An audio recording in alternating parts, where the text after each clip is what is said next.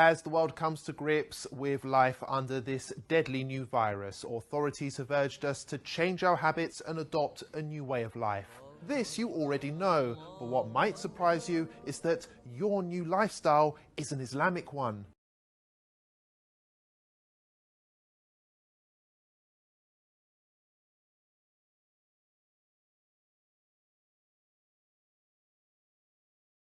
Muslims believe that the Quran is both a holy text and a guide on how to live a healthy and productive life.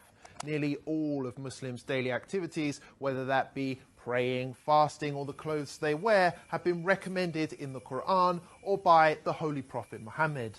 And for years, many of these practices have been ridiculed by non-Muslims who accuse them of being backwards, weird, or straight up offensive. But now, whether you like it or not, we all have to behave like a Muslim.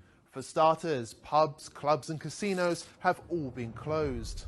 In some cases, medical experts urged for a complete halt on alcohol consumption because it makes the virus worse, prompting some countries to ban its sale outright. People are prioritizing hygiene and washing more regularly throughout the day, just as Muslims wash before their 5 daily prayers.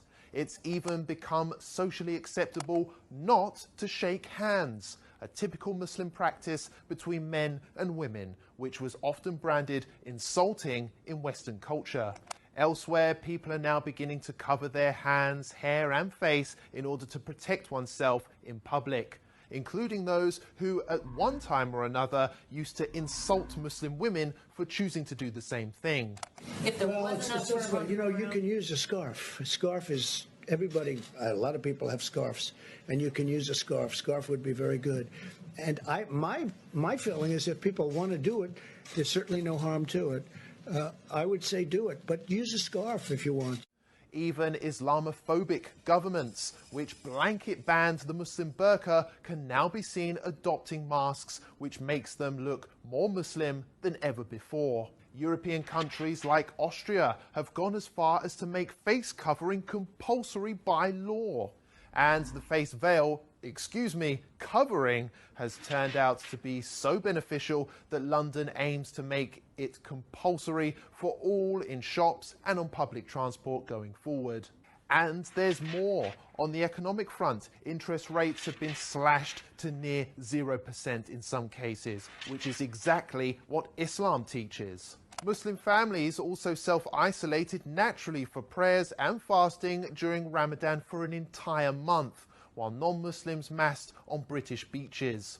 Now, you may ask, what's the point in bringing this all up? Well, the fact is, Muslims have been subjected to years of hate just because they love their faith. It's worth highlighting that it took a global pandemic to prove that Muslims have been right all along, and perhaps it's Western values which need reforming rather than Islamic ones. Remember that the next time you have something nasty to say about Islam.